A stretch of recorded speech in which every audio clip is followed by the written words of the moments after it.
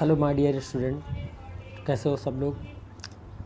ये कोरोना का टाइम चल रहा है और कोरोना के वक्त में इंडिया में काफ़ी ज़्यादा प्रॉब्लम्स हो गई हैं, सबको पता है। और यहाँ इतने ज़्यादा एक्टिव केसेस हैं कि पूछो ही मत। सबसे पहले तो हम बच्चों से निवेदन करेंगे कि अपने सेहत का ध्यान रखें, घर से बाहर कम निकलें, जितना हो सके कोविड प्रोटोकॉल का ध्यान रखें, उसके रूल्स और रेगुलेशंस को फॉलो करें और अपनी बोर्ड एग्ज़ाम्स की जो प्रिपरेशंस हैं उसे करते रहें। किसी भी तरीके की दिक्कत होती है तो इसके रिगार्डिंग जो भी आपके सीनियर्स हों, जो भी आपके घर में गार्जियंस हों, उनसे कंसल्ट करें। अगर आप सवाल करते समय किसी भी सब्जेक्ट के क्वेश्चंस में अगर आपको प्रॉब्लम आ रही है तो सब्जेक्ट टीचर से कांटेक्ट करने की कोशिश करें, उनसे डिस्कशन करें और अपनी समस्याओं का समाधान पाएँ। बाकी बहुत सारे टीचर्स आजकल यूट्यूब पे ऑनलाइन भी पढ़ाते हैं, उनके वीडियोस भी बहुत सारे अपलोडेड हैं, वहाँ से भी जाके चेकआउट कर सकते हैं। और फिज़िक्स से रिलेटेड समस्याएं अगर आपकी बोर्ड लेवल तक की कोई भी हैं तो आप मेरे वीडियो पे जाएं, अपने कमेंट सेक्शन में जाने के बाद अपने सवाल डालें कि सर ये डाउट है, ये प्रॉब्लम नहीं हो पा रहा है या ये डेरिवेशन है नहीं समझ में आ रहा है, आप करा दीजिए। होपफुली मैं आपका समाधान करूँगा, ठीक है। तो आज बहुत दिन हो गया था, बहुत दिन के बाद हमने सोचा कि चलो बच्चों से रूबरू होते हैं, कुछ नई चीज़ों के साथ बताते हैं, उन्हें कुछ सिखाते हैं। बहुत दिन हो गया, हम भी अपडेट नहीं हो पा रहे थे यूट्यूब पे, कुछ पर्सनल रीजंस वगैरह भी थी और थोड़ा सा हेल्थ इशू भी आ गया था। फ़िलहाल ठीक हैं सब और मैं भी काफ़ी बढ़िया हूँ। तो चलो आज हम आप लोगों को कुछ डीसी सर्किट से रिलेटेड क्वेश्चंस बताते हैं जो बोर्ड एग्जामिनेशन में सबसे ज़्यादा पूछा जाता है। डीसी सर्किट के किस तरीके के क्वेश्चंस बोर्ड एग्जाम में पूछे जाते हैं और जो सेलेक्टिव क्वेश्चन हैं केवल वही क्वेश्चन कराएंगे, वही क्वेश्चंस के कॉन्सेप्ट बताएंगे, तरीके बताएंगे कि इनको हम सोल्व कैसे करेंगे आसानी से, ठीक है। तो चलो स्टार्ट करते हैं नए क्वेश्चन। हम शुरू करते हैं एक सिंपल से लेडर प्रॉब्लम से। जैसा कि आप एक प्रॉब्लम नंबर 34 में आप देख पा रहे हो, प्रॉब्लम नंबर 34 में आपके सामने है कि अ ladder of infinite length of resistance 1 ohm and 2 ohm is shown in the figure 6.85. A battery of 6 volt and negligible resistance is connected between points A and B so that the effective resistance between A and B is 2 ohm. हमको A और B के end का effective resistance बताना है जो कि 2 ohm होना चाहिए। दूसरा, what is the current in the resistance CD 2 ohm। जो CD आर्म है इसमें हमारा कितना करंट फ्लो हो रहा है नियरेस्ट टू द बैटरी के क्लोज, ये जो नियरेस्ट आर्म ही है हमारा CD, ये हमको प्रॉब्लम है सोल्व करना है।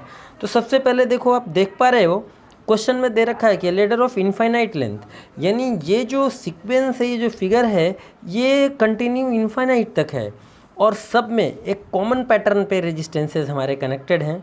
और वो कैसे हैं आप देख पा रहे हो, यहाँ पे 1 ohm 2 ohm 1 ohm 2 ohm 1 ohm 2 ohm 1 ohm 2 ohm। और दूसरी चीज़, यहाँ पे इस आर्म में रेजिस्टेंस तो लगा है लेकिन इसकी कोई वैल्यू नहीं लिखा है, तो हम इसको नेग्लिजिबल ही मान लेते हैं कि ये कुछ है नहीं, ये कोई रेजिस्टेंस नहीं है, ये खाली एज इट इज सिंबल है और इसी पैटर्न पे ये इनफाइनाइट तक कनेक्ट है। तो इसको सोल्व करने के लिए बेटा हम लोग क्या करते हैं कि हम ये एज्यूम कर लेते हैं कि ये जब सर्किट इनफाइनाइट तक है तो इस पूरे सर्किट का इक्विवेलेंट रेजिस्टेंस R है। क्या एज्यूम करेंगे सबसे पहले, equivalent resistance is equal to R, और उस R को कुछ इस तरीके से कनेक्ट करते हैं जैसा कि आप देख पा रहे हो। देखो आप क्वेश्चन को ध्यान से देखो कि भाई ये पहली बार ये वाला पूरा ब्लॉक हम बनाते हैं, ये पूरा कंप्लीट ब्लॉक आपको मिलेगा, पूरा कंप्लीट ब्लॉक। और ये जो फर्दर इधर से यहाँ से जो कनेक्टिविटी हमारी इधर की जा रही है, ये पूरा यहाँ से इधर इन्फिनाइट तक वाला, इधर ये पूरा इन्फिनाइट तक है ना। तो यहाँ से लेके यानी CD के बाद 1 ohm और ये 2 ohm, यहाँ पे एक लाइन लगा के हम इक्विवेलेंट रेजिस्टेंस कनेक्ट कर देते हैं। अब इसी सर्किट को सोल्व करके हम वैल्यू इक्वेट करेंगे, सारे जवाब हमें मिल जाएंगे। देखो अब आपको दिख रहा है कि 6 वोल्ट की बैटरी है, 1 ohm 2 ohm और ये दोनों पैरेलल कॉम्बिनेशन में कनेक्ट किया, पैरेलल कॉम्बिनेशन में जोड़ा और इसकी इक्विवेलेंट वैल्यू निकाली x। आपको सोल्यूशन में भी आ जाओ कि x बराबर पैरेलल कॉम्बिनेशन में है तो R1 × R2 2 × R 2 + R, ये वैल्यू आपको मिल गया। अब जो x आया ये इन दोनों का इक्विवेलेंट रेजिस्टेंस है। अब ये x और ये 1 सीरीज कॉम्बिनेशन में हो जाएगा, तो x और 1 को सीरीज कॉम्बिनेशन में जोड़ दो तो equivalent resistance between A and B 1 + x 1 + 2R/2 + R। Simplify कर लेंगे, सिंप्लीफाई करने के बाद हमारा जो आंसर आ जाए ठीक है।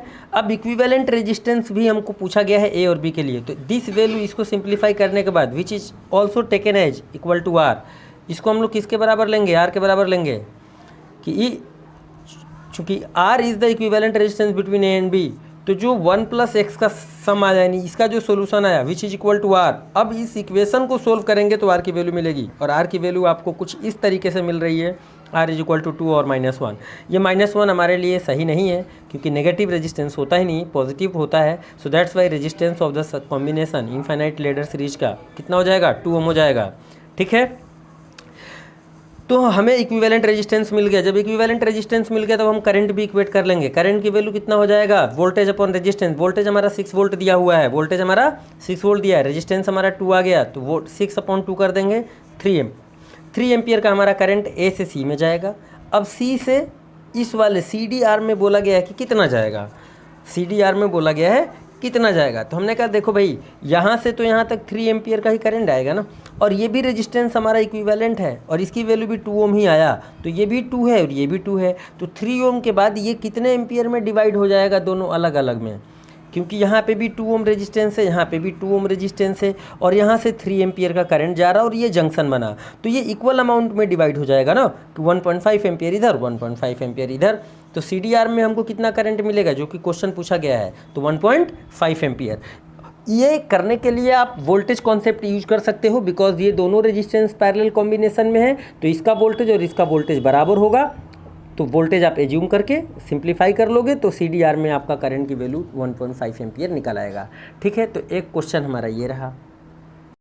अब चलते हैं दूसरे क्वेश्चन की तरफ। 35 में लिखा है find the energy stored in the capacitor as shown in figure 2 microfarad 4 ohm 10 volt 1 ohm. अब देख लो, जूम कर दे रहा हूँ आपको एकदम अच्छे से, क्वेश्चन आपको एकदम क्लियर दिखना चाहिए, ज़्यादा हो गया, ठीक है, अब आपको पूरा क्वेश्चन दिख पा रहा होगा। ठीक, अब जैसा कि क्वेश्चन में देख पा रहे हो, तो 2 माइक्रोफैरड 4 ओम 10 वोल्ट 1 ओम, 2 माइक्रोफैरड में एनर्जी इक्वेट करनी है।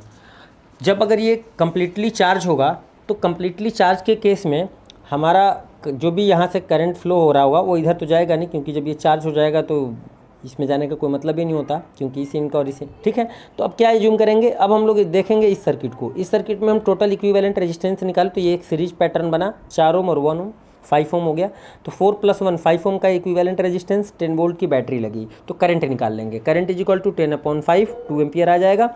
अब 2 एम्पियर के अकॉर्डिंग इसका वोल्टेज निकाल लो, 4 ओम का। बताती है कि 4 ओम का वोल्टेज क्यों निकालेंगे हम, इसका क्यों नहीं निकालेंगे, क्योंकि 4 ओम के साथ 2 माइक्रोफैरड पैरेलल कॉम्बिनेशन में है, तो जो वोल्टेज इसका होगा वही पोटेंशियल इसका होना चाहिए।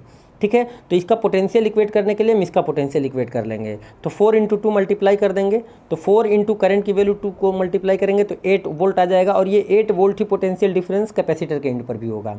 तो अब हम निकाल लेंगे फॉर्मूला से कि एनर्जी स्टोर्ड इन कैपेसिटर U = ½ CV², तो ½ C की वैल्यू दिया ही है 2 माइक्रोफैरड, तो 2 × 10⁻⁶ V²। ठीक है, इस तरीके से इस सवाल का जवाब हमें आसानी से मिल जाएगा। अब नेक्स्ट क्वेश्चन की तरफ बढ़ते हैं। जैसा कि आप देख पा रहे हो, नेक्स्ट क्वेश्चन हमारे पास ये है कि in figure 6.89 in steady state calculate charge on each capacitor, potential difference across each capacitor, potential difference between point B and D, B और D के बीच में पोटेंशियल डिफरेंस थर्ड में पूछा गया है। पहले पार्ट में पूछा गया चार्ज ऑन ईच कैपेसिटर, तो ये इस और इस कैपेसिटर पे कितना चार्ज होगा। तो इसके लिए हम क्या करेंगे, सबसे पहले तो भाई हमारे पास 12 वोल्ट की बैटरी दिया है, इसका इंटरनल रेजिस्टेंस 1 ओम दे दिया, और ये 4 ओम है और ये 5 ओम है।